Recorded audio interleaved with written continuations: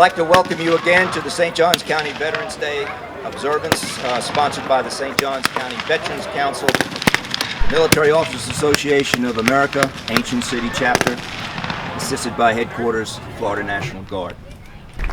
Special thanks, and I don't want to be redundant, but they deserve it.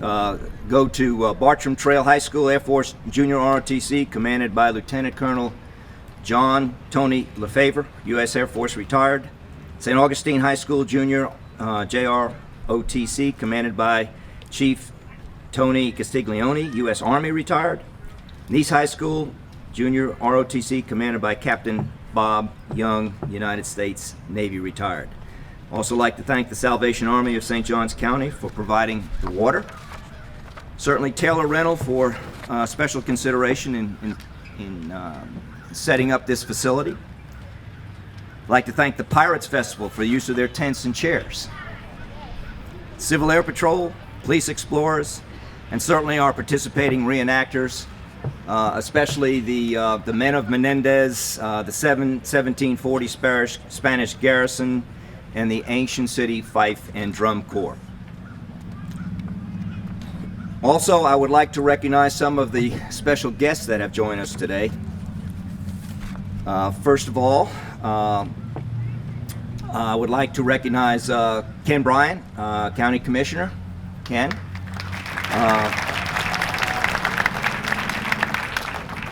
I'd like to recognize Miss Ashley Cook, who is representing Senator Marco Rubio.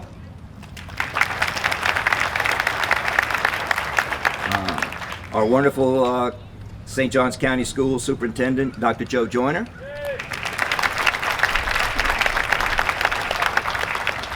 Mr. John Kotick, representing Doc Renuart, representative. Also from the school board, Bill Mignon. Bill, stand up.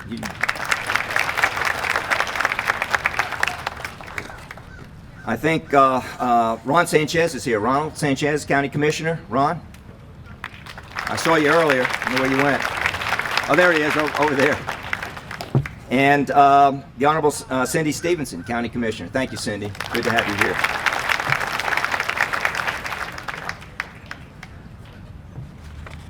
Veterans Day has its origin in the celebration of Armistice Day, commemorating the end of World War I. The armistice between the Allied and Central Powers took effect on the 11th hour of the 11th day of the 11th month, 1918. At that hour, on that day, the guns fell silent all across Europe. Today, we honor the memory of that event with our ceremonial cannonade, which ended at precisely 1100 hours. Veterans Day is a national holiday primarily established to honor living veterans. However, we will also pause to recall and honor those that have fallen. We also seek to pass on the lessons of all military conflicts and to celebrate the achievement of veterans, both old and new. So while we pause to remember and to honor, we will also pause today to celebrate and recall the hard-earned lessons of the past. We stand in the oldest city in America. St. Augustine was founded as a military garrison in 1565. Today, our city is preparing to remember its 450th birthday, while our National Guard is preparing to celebrate the 450th anniversary of the first muster of a militia in the Americas.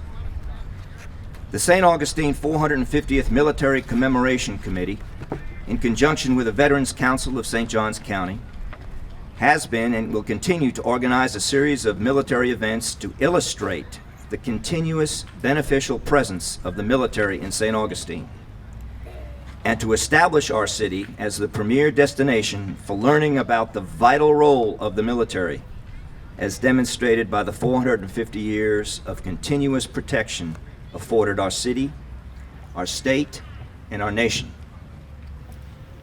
Today's combined Veterans and Reenactors ceremony is part of that series.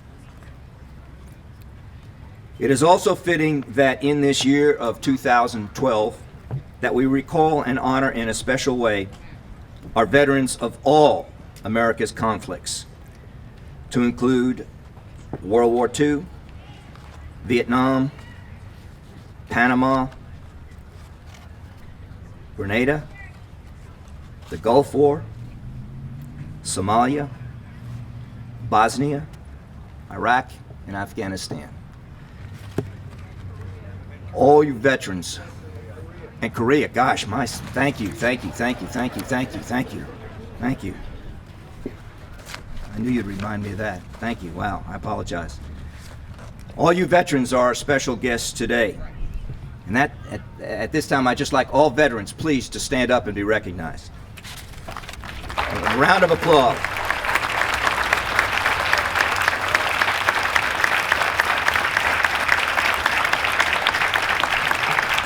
Thank you. God bless you all. I'd like to recognize two gentlemen that are with us today that I think should be recognized. The first, his name is Joe Keenan, with the 82nd Airborne, 504th Parachute Regiment, World War II veteran, 4 combat jumps, Sicily, Italy, Normandy, and Holland. Joe, God bless you, and thank you. Please stand, Joe.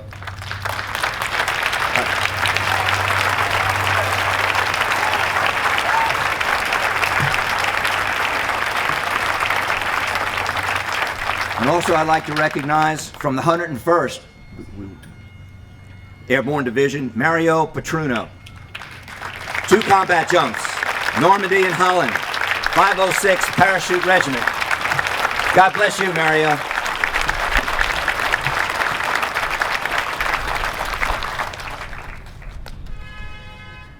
Rabbi and Captain Mark Goldman of the Military Officers Association and Temple Bet Yam will now give us the invocation.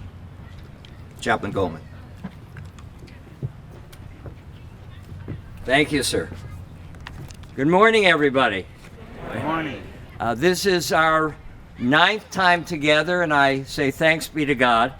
And I'm reminded with your warm introduction that the term or title chaplain doesn't carry with it a specific religious denomination. We serve each other and all people, and that's been the history of my career, and I'm honored that I have a wonderful colleague here today who will provide the benediction, thank God.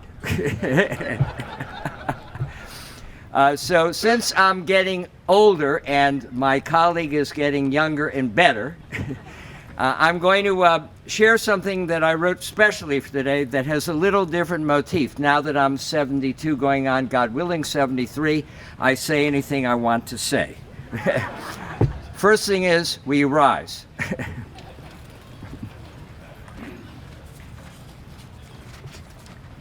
This is for all of us.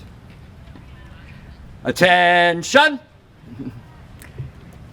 The inscription on a holy ark in a Jewish place of worship or a Christian place of worship says, "Know before whom you stand."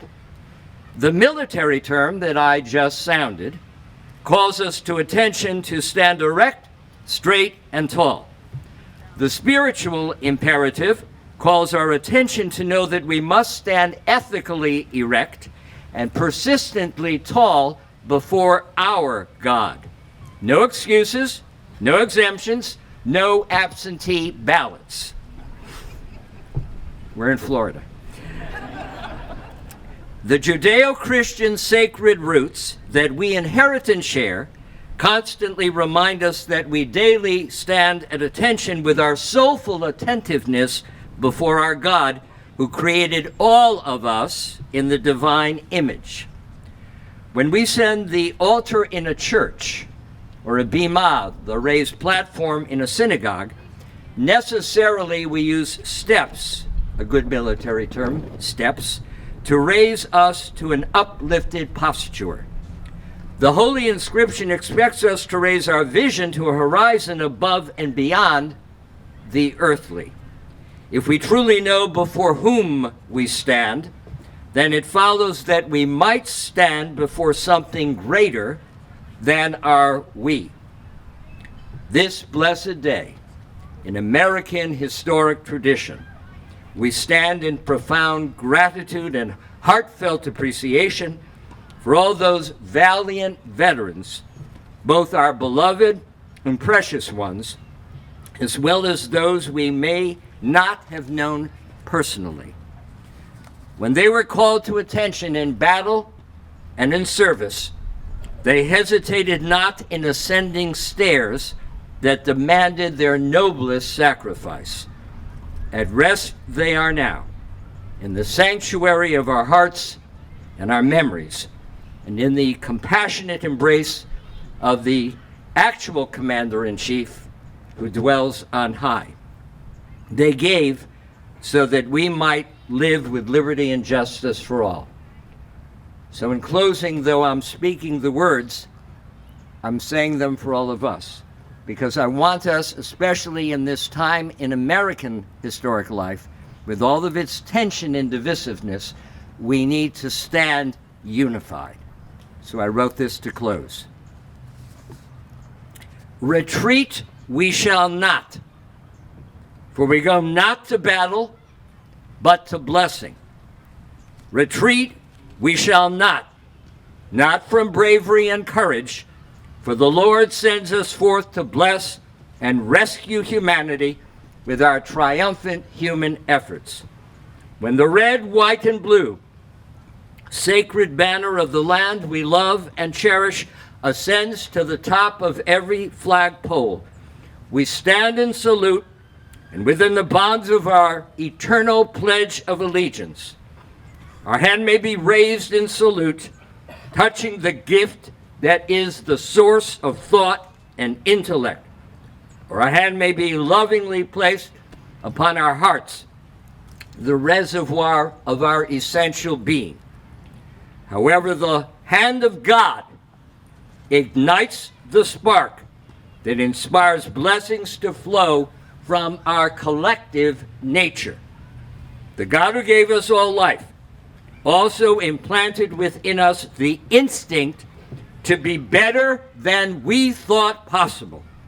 The Almighty nourished our consciousness with the inclination to promote righteousness, justice, and compassion for all. Wherever our veterans may have served, and we have men and women who have been everywhere in the world, on the land or in the sea or up in the air, their aspirations were always to climb the highest mountain, summit, hill, or tread the valley beneath, never afraid to give the ultimate sacrifice. We, the living, their heirs and beloved relatives and families, stretch our inner being that their lives may not have been sacrificed in vain. The glory of their gracious willingness to serve becomes the moral mandate that we might serve to bless our planet with permanent peace, loving kindness, always enriched by the tender, loving care of our God. And let us say a mighty and determined Amen. Amen. Thank you, dear friends. Parade Marshal, post the colors.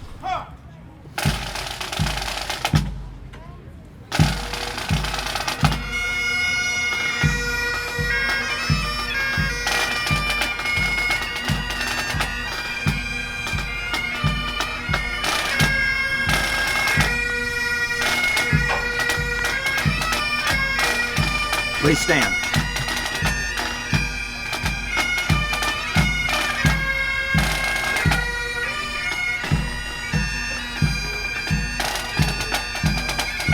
Units invited to participate in today's program include First Coast Cavalry Association, First Congregation Sons of Israel, the 82nd and 101st Airborne Division Combined Color Guard, Alan D. Nease High School, Naval Junior, ROTC, American Legion Post 194,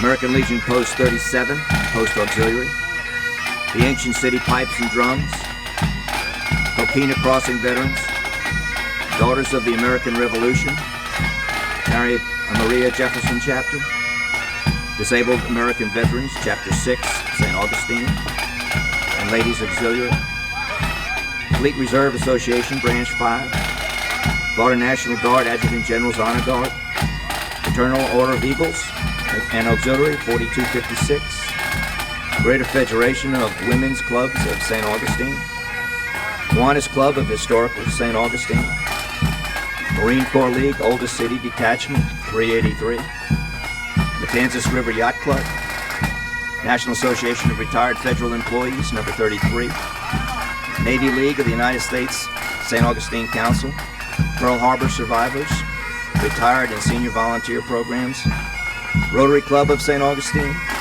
Sons of the American Legion, Post 37, Sons of the American Revolution, St. Augustine Chapter, St. Augustine Commander, number 10, Knights Templar, St. Augustine Easter Festival, Royal Family, St. Augustine High School Army Junior ROTC, St. Augustine Sunshine Rotary Club, St. Johns County Sheriff's Color Guard, U.S. Coast Guard Auxiliary Flotilla 1407, Veterans of Foreign Wars, Sergeant Brian Tutton, Post 2391, and Post Ladies and Men's Auxiliary, and the West Point Society of North Florida. Parade Marshal, bring the colors to present arms.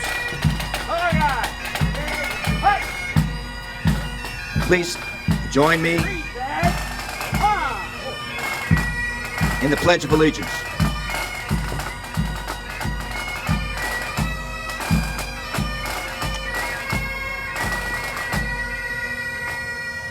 I pledge allegiance to the flag of the United States of America and to the republic for which it stands, one nation, under God, indivisible, with liberty and justice for all. I'd like to invite at this time Faith Miller to lead us in the national anthem. Oh, say can you see by the dawn's early light what so proudly we hailed at the twilight's last gleaming, whose broad stripes and bright stars through the perilous fight o'er the ramparts we watched were so gallantly streaming, and the rocket's red glare, the bombs bursting in air, gave proof through the night that our flag was still there. Oh, say does that star-spangled banner yet wave o'er the land of the free and the home of the brave. It is indeed a pleasure to have with us today Rear Admiral Sinclair M. Harris, Commander of the U.S. Naval Forces Southern Command and the U.S. 4th Fleet. Rear Admiral Harris is a native of Washington, D.C. He is a graduate of James Madison University in Harrisonburg, Virginia, where he received a Bachelor of Science degree in economics. His early sea assignments include tours in the USS Long Beach, USS Vincennes, USS Jarrett, USS Coronado, USS Benfold, and USS Comstock. Ashore, Admiral Harris' assignments include tours in the Washington, D.C. area, at the National Strategic Studies and the National Defense University, and the Joint Chiefs of Staff Strategic Plans and Policy Directorate as the Global Security Affairs Division Chief for Security Assistance. In May of 2008, Admiral Harris returned to the Office of the Chief of Naval Operations as the Deputy Director, Expeditionary War Division. He was assigned as the commander, Expeditionary Strike Group 5 from 2009 to 2010, providing foreign disaster relief during the Pakistan floods in 2010.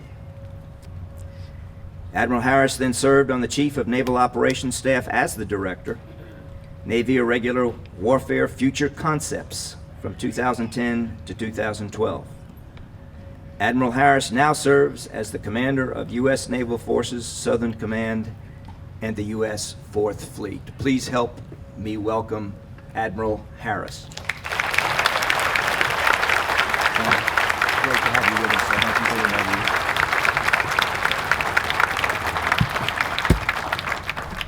Well, good morning, everyone, and thank you so much for your kind invitation. It's a great honor to speak in front of such a distinguished group as this. 2 World War II veterans. Sirs, you all really honor me by your presence, and thank you and your generation for making America free and when your time came to answer the call to battle.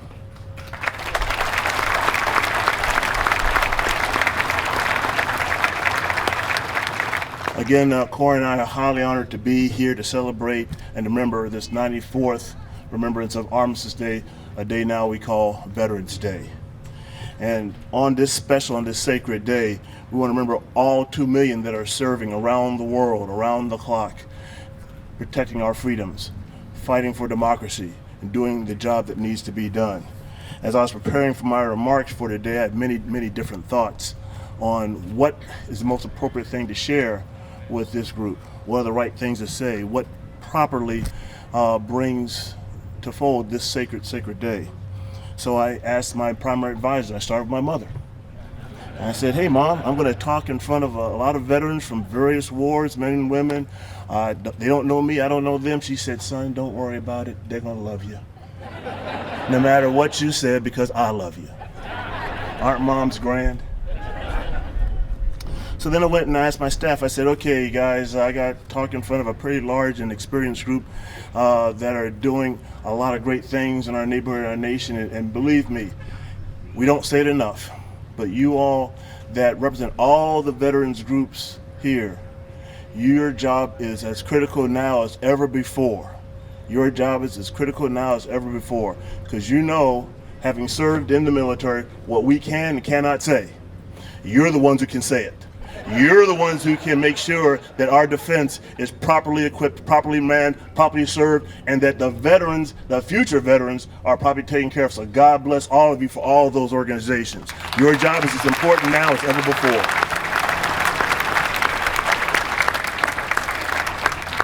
But when I talked to the staff, they said, well, sir, you know, we just had in October the 237th birthday for our Navy. That's right, we can talk about the 237 years of Navy, and we just had a couple of days ago the 237th remembrance of and birthday for our Marine Corps. So we could talk about that, talk about the honor, courage, and commitment by the Marine Corps Navy team, the Navy Marine Corps team around the world, around the clock, that has been done all over the world. We could talk about the 200th anniversary of the War of 1812.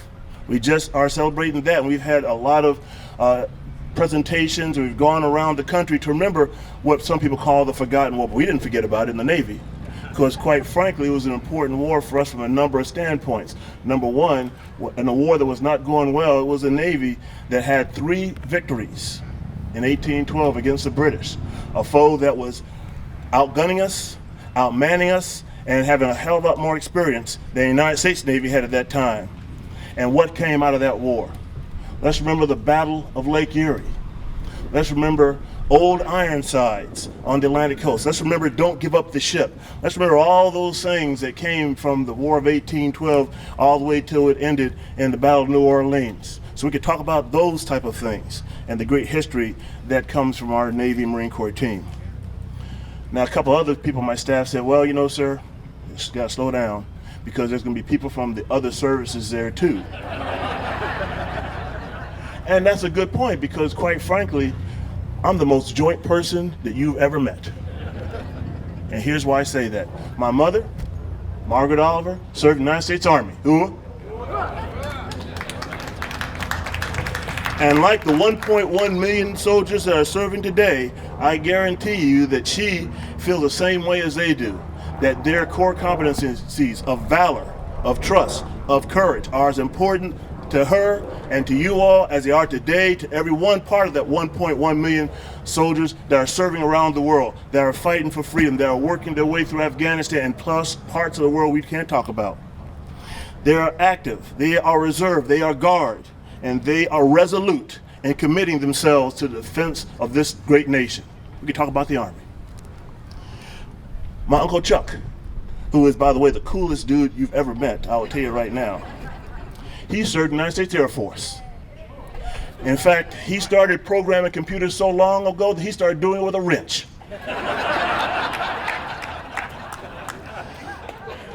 But just like during his day, just like during his time, he knows that all the 500,000 or so airmen that are serving around the world are continuing to fight, to fly, and to serve, to win in airspace and cyberspace. They strive to ensure that our mobility is second to none. Nobody can get stuff where it needs to go like the United States Air Force. They ensure that our information is assured, and information domination is even more important now than ever before. Look at all the work we're doing in cyberspace. And they'll ensure that we'll dominate any nation, any threat, any foe as time goes. We can talk about the United States Air Force.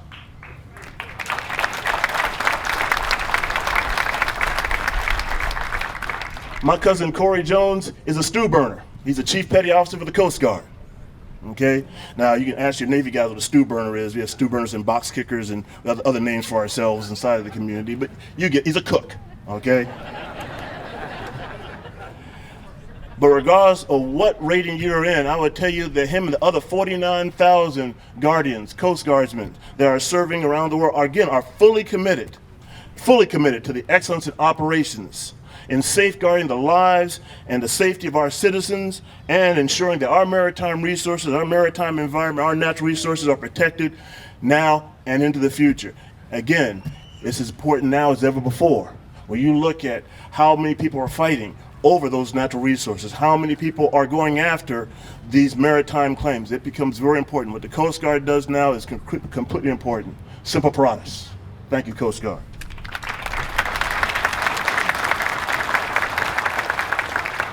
Now, I've spent the last 10 or 12 years or so with my closest brothers in arms, the United States Marine Corps. And I would tell you that all 400,000 or so of them are just as the ones that came out of the tavern in Philadelphia, Tum Tavern, Philadelphia. Semper Fidelis, always faithful. They are faithful to their country, they are faithful to their Corps, they are faithful in mission, they are faithful in the day and the night, around the world, around the clock. They're the first ones to run to the battle, be it one that's man-made or made by nature. So we could talk about the United States Marine Corps.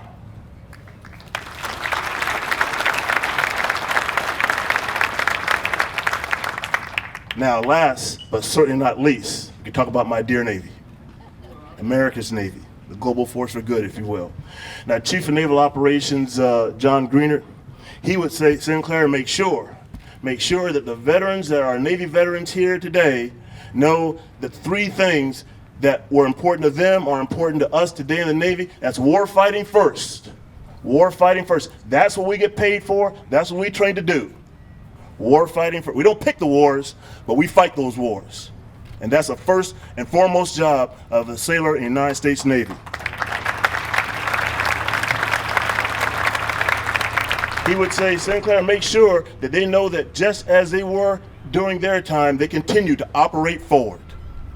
We're operating forward in the Strait of Hormuz, keeping certain nations in check.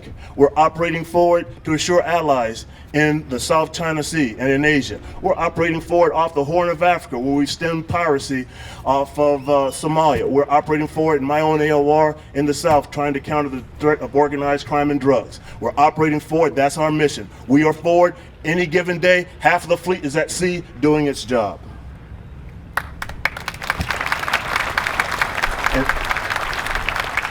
And finally, he would say, make sure that they know, just as in their day, we know we have to be ready. Be ready for what? That's right. We have to be ready for whatever. Be it a natural disaster like off the coast of New Jersey, where I can tell you that over half of the military forces were Navy forces coming off the Wasp, coming off the Carter Hall, coming off the San Antonio in that disaster. They were with me in Katrina when we were off the Gulf Coast. They go to where the tsunamis are. They go to where the warfight is in Libya. When we're at Odyssey Dawn, working with the Navy Marine Corps team. Again, we operate forward, ready for anything, and warfighting is the first and most important thing we do. And why is that? Why is that? Because as it was then, it is today.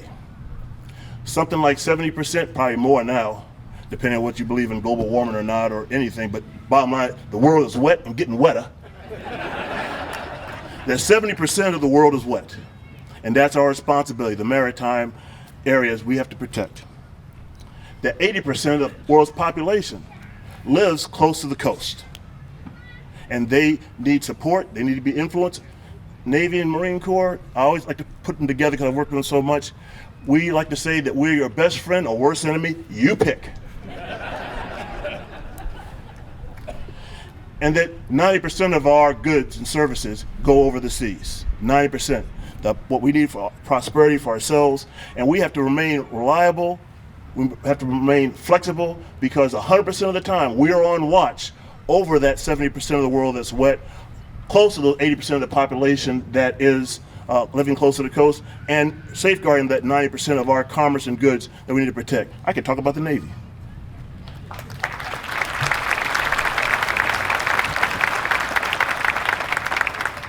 But with all that, I finally came down to my most trusted advisor, my wife, Cora. For the past 24 years, she's put up with me. Why, I don't know. But I went to her and said, "Hun, so I'm talking to these folks, and they're smart. They've been around. They know a lot of things. What should I talk about?" She looked at me and says, "You should talk for about 5 to 10 minutes."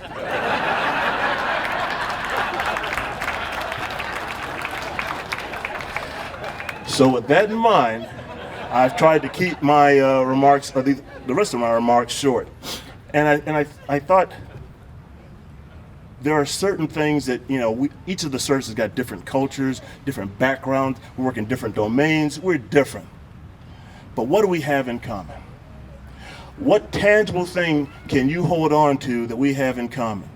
And at least for the 30 years that I've been in the service or so, the thing that I came up with that really bonds us, that really makes us the same, no matter what service, being soldier, airman, Marine, Coast Guard, sailor, male, female, north, south, whatever, is our oath of service. Is our oath of service. And now, when you look at our oath of service in this 94th anniversary of the Armistice Day of Veterans Day, now when you look at, after this long history, 450 years, was that what I heard for the first militia? When you look at oath of service, it has changed. I went to the Army Historical Society, and it has changed over the years, but not a whole lot. And it certainly has not changed much since 1959. And while the oath is a little different for the officers than it is for enlisted, it basically says the same thing.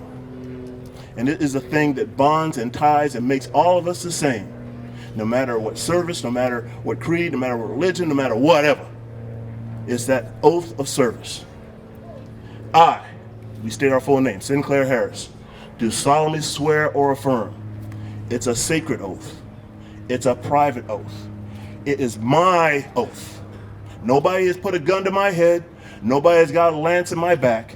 It is me who has decided to take my liberty, my safety, my fortune, and put that to the side for the sake of something greater.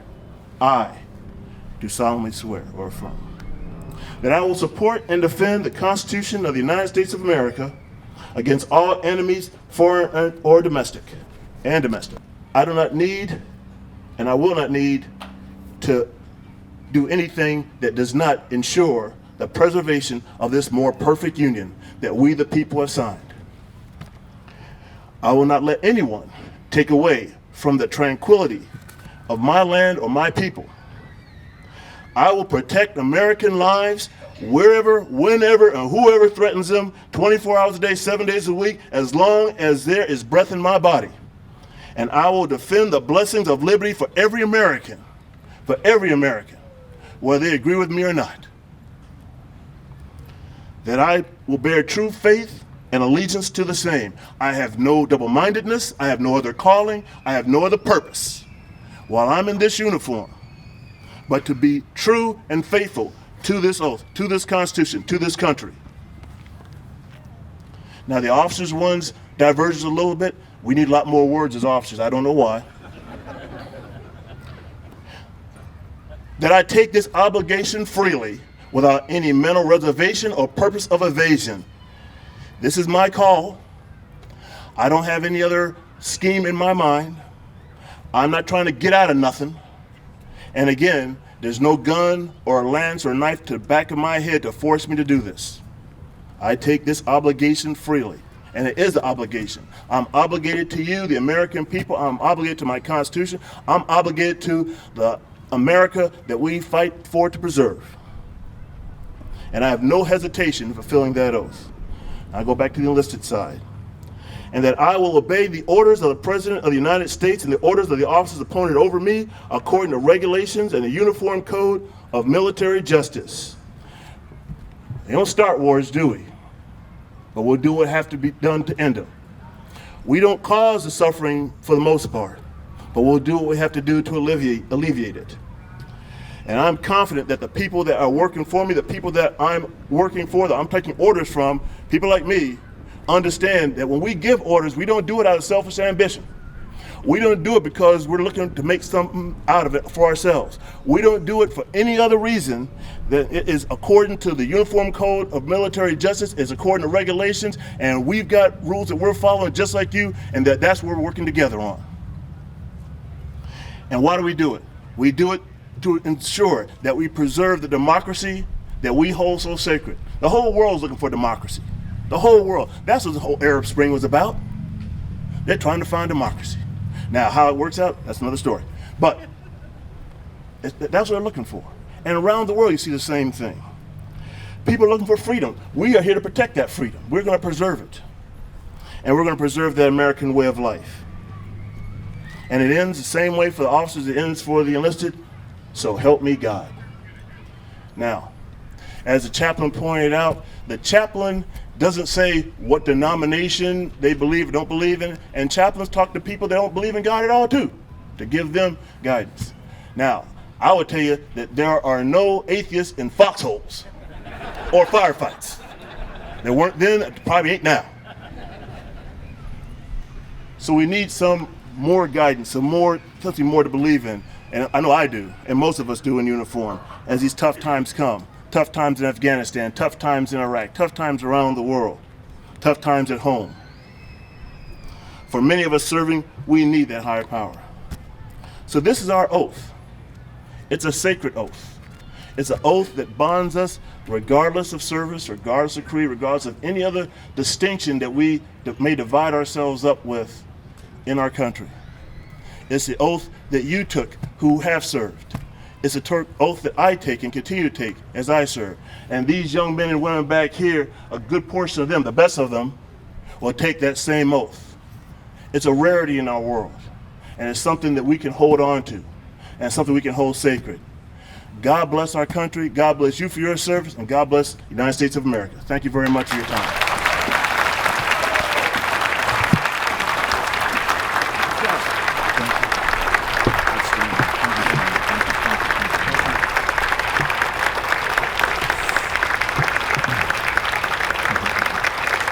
Thank you, Thank you, Admiral Harris.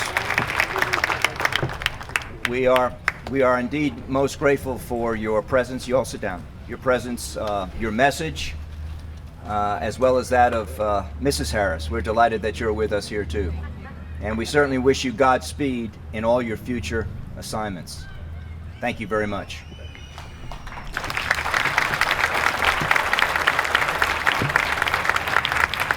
Okay, ladies and gentlemen, it's now time to pay respects to our fallen comrades from St. Johns County who have passed on since Veterans Day 2011. So I'm going to ask at this time that our salute officer post. Our salute officer today is Cadet Michaela Heinrich from Alan D. Nease High School, Naval Junior ROTC.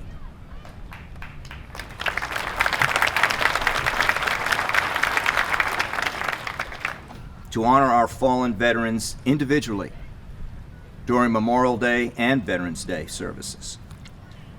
We want to take this time to remember each of them and their contributions as we read their names. Now, normally we ring the bell after each name is read. However, because we were rained out, as you will remember for Memorial Day, the list is long. So what we have chosen to do is we will ring the bell initially, and then we will ring the bell after each service so that we can keep the program moving on. But remember each one with all our hearts. Assisting us in reading the names of our fallen will be Mrs. Nancy Birchall and Mrs. D. Montcastle. And I would like Mrs. Nancy to come forward at this time.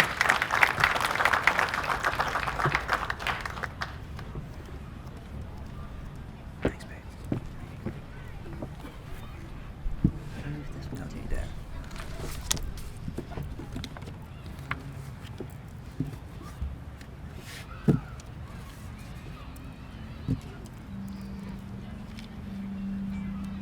Ring the bell. The United States Army, Chester Wayne Anderson, Richard Alt, Timothy P. Bankert, James Barfoot, Emery Edsel Booth Jr., Richard Brindle, Curtis Bray, Chief Warrant Officer Edward Joseph Britt, retired, Edward Oscar Brownette, Larry C. Brugg, James C. Brumley Jr., Charles William Burris Sr., Jeffrey Lyle Burkett, Mary D. Bywater, James L. Calderwood, Ronald Curtis Ciempo, William Bleecker Coate, Dr. Bernie O. Coberly Jr., Guy R. Corter Sr., Jimmy Franklin Cross, Edgar Danziger, Joe B. Davis, Edward Charles Drode Sr., James N. Duros, Keith Stewart Edwards, First Lieutenant Roy Elliott Fergus, retired, Archie Edward Farrell, James J. Flynn, Joe Fortner, Joseph S. Gadzik, Louis Andre Gelotti, James Keith Gibson, Richard Graves, Gerald Ward Griffin, Donald Griffiths, William Grentner, Walter Boyd Harbert, John William Harris, Robert Harris, John Hay, Curtis Herring, Jerry Wayne Horton, William Henry Hummel, William Marion Jackson, Azur W. Johns, Billy Eugene Johnson Sr., Robert N. Keithley, Frank McLeod Kinney Jr., Harold O. Kersey, William Franklin King Sr., Michael George Knabb, Reed Alfred Langlois, Dr. Frederick J. Laninfa, Philip Henry Lepanto, Seymour Letman, Albert H. Lewis, Thomas Edwin Leidy, Mario T. Lepresti, George William Luck, Jr., Major Donald Maciejuski, retired, Colonel John Joseph Masters, retired, Theodore Morris McCall, William McComb Sr., James McCormick, Francis Joseph McGee, Martin J. McLaughlin, Sergeant Major Thomas William McMullen, Ronald Michael Messina, Dominic D. Malone, Glenn Marvin Mosley, William J. Murphy Sr., Jerry L. Neely Sr., Staff Sergeant Raymond Allen Newsom Sr., retired, Robert Anthony Olivero, Christopher J.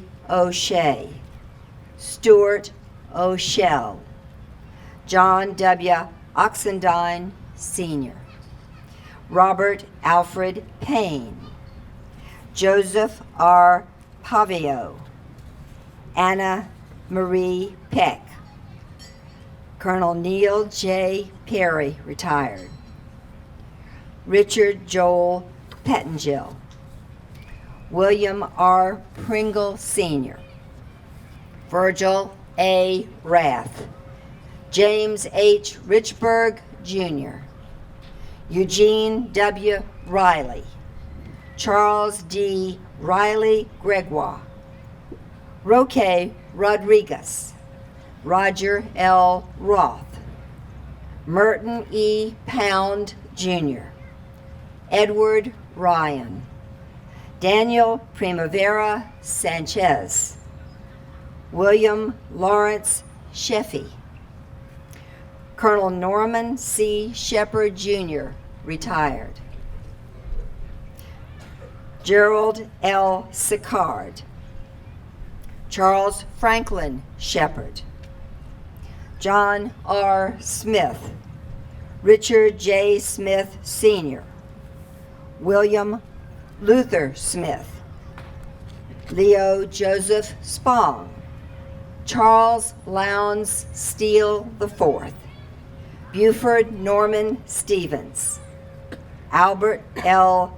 Stetner Jr., Ronald Lamar Taylor, Darrell E. Thompson Sr., Gordon Toy, Thomas P. Tucker, Mary Afton Michler Vautour, Stanley Wadler, Clifford Barry Weaver, Willie Welch, James White, Arzell Williams, Robert H. Williams, Gerald Wirt, Staff Sergeant Jimmy M. Wood, retired, Harold Clark Worsham, George Woolert, Henry S. Wisen.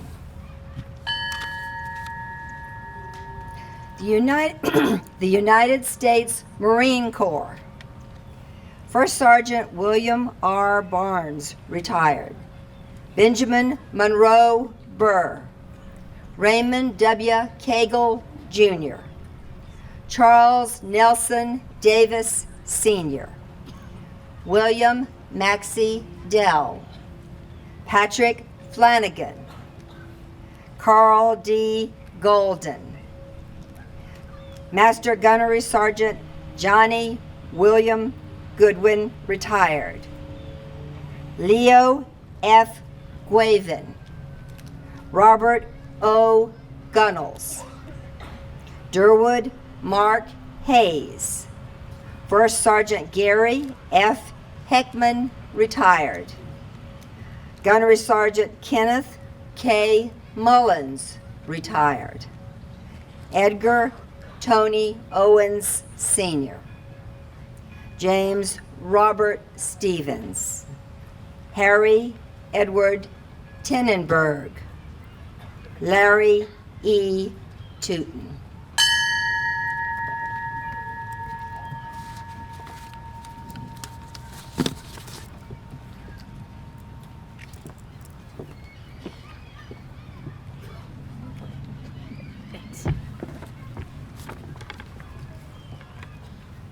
United States Navy. Captain Howard A. Baker, MD, retired. Max N. Bennett. Angelo Sebastian Bertolino. Joseph Franklin Blythe. Senior Chief Hospitalman William Seymour Bogey. Ronald S. Bowie. Fred Henry Bozard III. Edward B. Barron Sr., also served in the U.S. Army Air Force. Ruth E. Busby. Leonard F. Carey. Lois Heap Cockcroft. William M. Curry. Frank J. D. Bitetto. Alfred Morris Duell.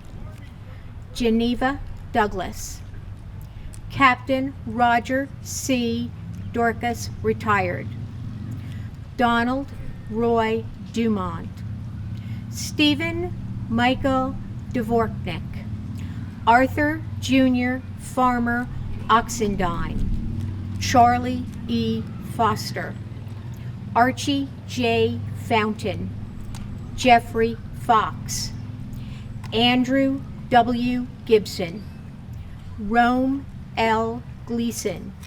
Sergeant Major Howard Irving Grant, Jr., retired, also served in the Army National Guard. John C. Hanson. Joseph A. Harmon. John Joseph Helm. Ruth Elizabeth LeVay. Robert L. Hesser. Captain Joseph Heck, retired. Lawrence Hoer. Captain Philip H. Jacobs, retired. Neil Chris Jensen, Jr. Master Chief Marshall C. Jones, retired. Carl O. Keith, retired. Captain Robert L. Kenny, retired. John S. Kirk. Dr. Arthur L. LaBelle, DDS. Kenneth Lee Luce. John William Mabry, Jr. Nicholas March E. Oley. John Anthony Morrow. William McDonald, Sr. Carl B. Miller, Jr., also served in the Army National Guard. Grant Clifford Mitchell. Chief Warrant Officer 4, Thomas Arthur Naval, retired. Richard L. Nevis. Joseph L. Osteen. Samuel E. Perkins, retired. Eleanor Hanson Kessler Kelly Evans Pollard. Richard Merrill Porter. Walter Leroy Power, Jr. Charles Joseph Rudine, Jr. Captain Joseph Maynor Sanderlin. Edward Thomas Snyder. Kenneth Lawrence Snyder. Robert James Snyder. William Martin Shanahan. Paul Smith. Richard A. Snodgrass. David Mark St. Hilaire. John Henry Steiger. Samuel St. Clair Stevens. Harold K. Terry. Gordon Toy. John Relvin Welker. Jim Woods. Edward John Way, also served in the United States Merchant Marine. United States Air Force. David Monroe Andrews. David Michael Barfield. Leyland R. Beckham. Colonel Pete Bellis, retired. Robert J. Belling. Raymond Evan Blackby, Jr. Raymond Francis Bravo. Harry Clinton Brown, Julian S. Carr, Ben Charlson, Anthony P. D'Amico, Henry Joseph DeMayo, Kenneth Francis Dillon, William Dean Finch, Paul Gardner Fitzer, Robert Lee Fitzgerald, Henry Lester Fuchs, Colonel Robert H. Gennard, retired, Frederick Woodrow Gilcree, Gerald R. Green, Harry B. Haney Jr., Roger W. Heck, Frederick David Eiler, Richard E. Joyle, Gordon Russell Lohman, U.S. Senator George McGovern, Lehman Edward McGregor, Danny Crete Mullins, Leonard Joseph Mirsky, Frederick Richard O'Donoghue, Elliot Olson, Henry A. Ortegas, Walter C. Barnell, Timothy Joseph Preston, Theodore Quidney, Alfred Allen Rockefeller Sr., Eldrin Carpenter Rousey, Robert F. Soleil, James Clark Shreve, William H. Slater, Elijah Hoke Smith Jr., Alfred Sotomayor, Harold J. Soroka Jr., also served in the U.S. Army, Arthur Sussman, Richard Kenneth Swanson, Roy B. Trotman Sr., Raymond Ulm, Frank D. Upchurch Jr.,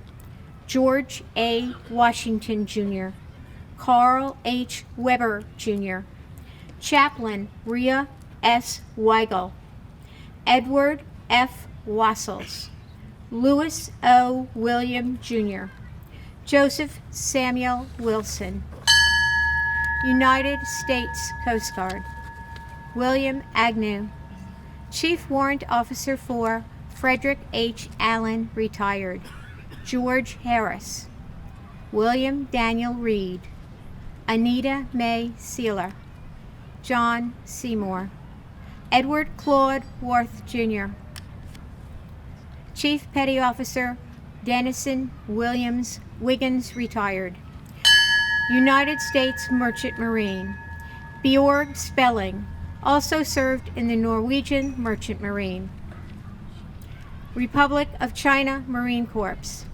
Yao-Ting Tim Chu, Her Majesty's Armed Forces British Army, Alan Francis Bethel.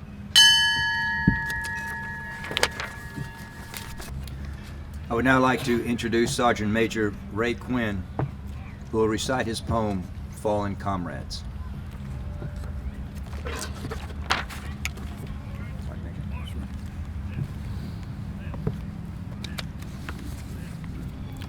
In honor of those who have served and have answered the call to their final formation, a tribute to a fallen comrade. Today we honor a fallen comrade. Soldiers honor their comrades with only a few time-honored traditions. Of these traditions, one of the most significant is surely the one that you see before you today. I draw your attention to the display before you, to my left, of a soldier's tools.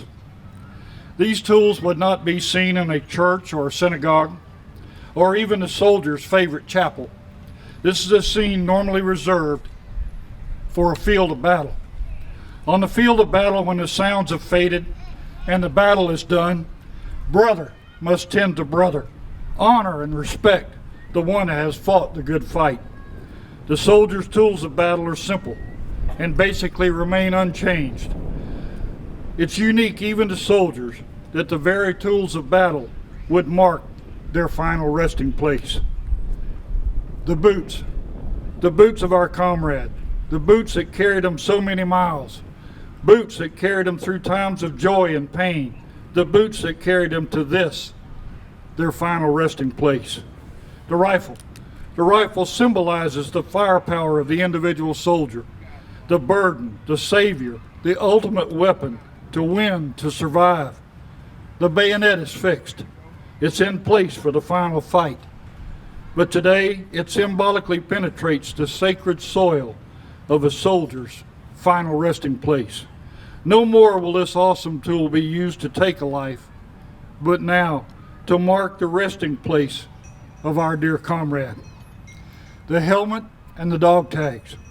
Upon the rifle will rest the helmet of the soldier, that heavy, cursed helmet, that protector of life, that issue, that gear so miserable, yet so valuable. Today it's transformed into a memorial, not marble, nor granite, but yet a memorial. Who lies here? What soldier has fallen? The dog tags on the rifle will tell us our comrade lies here. Now we know our comrade's battle is done. His tools of battle are here. He would never leave them until his battle was done. Rest, our comrade, rest.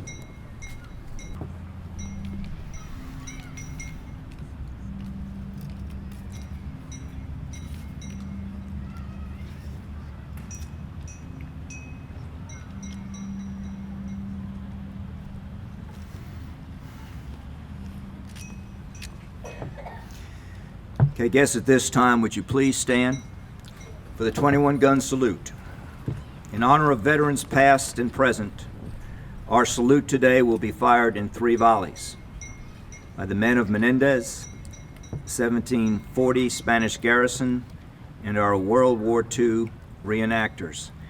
Please remain standing for the playing of taps by Commander John Donlin and Deputy Kyle Burnett. Parade Marshal, bring your units to attention and present arms. Target! Hit! Hut! Reset! Ha!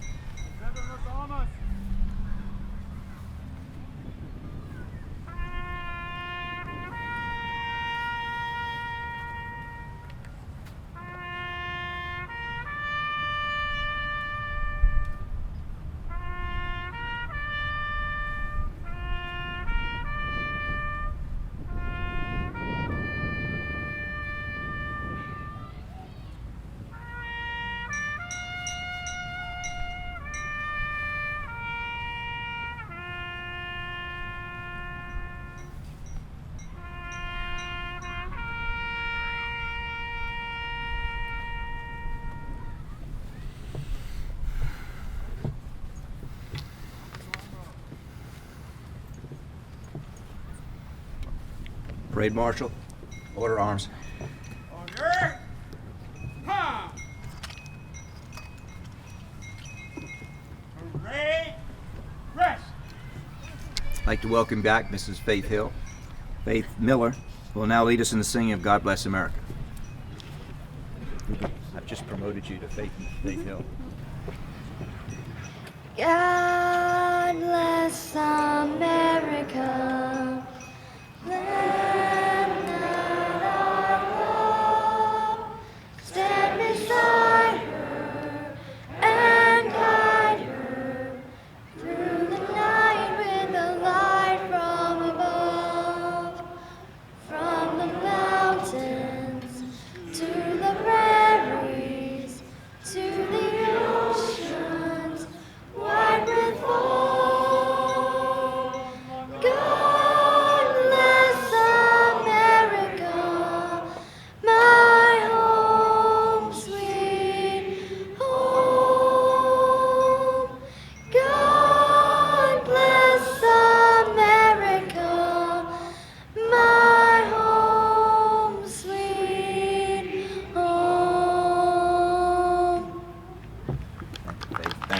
Appreciate it, Bill. Green Marshal, retire the colors. All right. Head, hut. Right, shoulder. Ha. All right, you guys. So wait. Ha.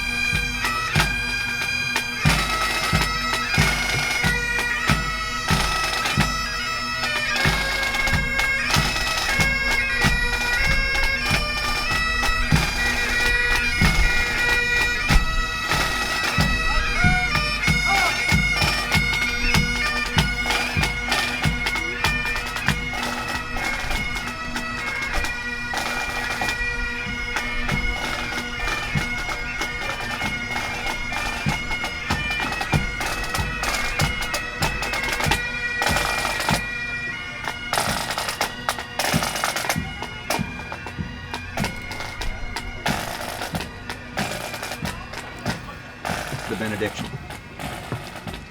The good word. And traditionally, this part of a ceremony is a time that we ask blessing upon each one gathered here and send you forth to do great things in the world.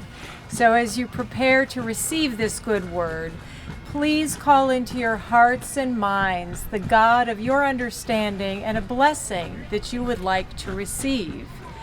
And remember that for those who do not subscribe to a deity, that there is a great mystical power that unites every understanding of God and every human being in the earth. And that power is love. Live without fear. The God of love created you holy, loves you as a mother, and will never ever forsake you. Go therefore in peace to follow the good road, and may the blessing of love be upon you, dwell within you, and shine through you this day and evermore. Amen. Thank you, Chaplain. Ladies and gentlemen, this concludes our ceremony for today.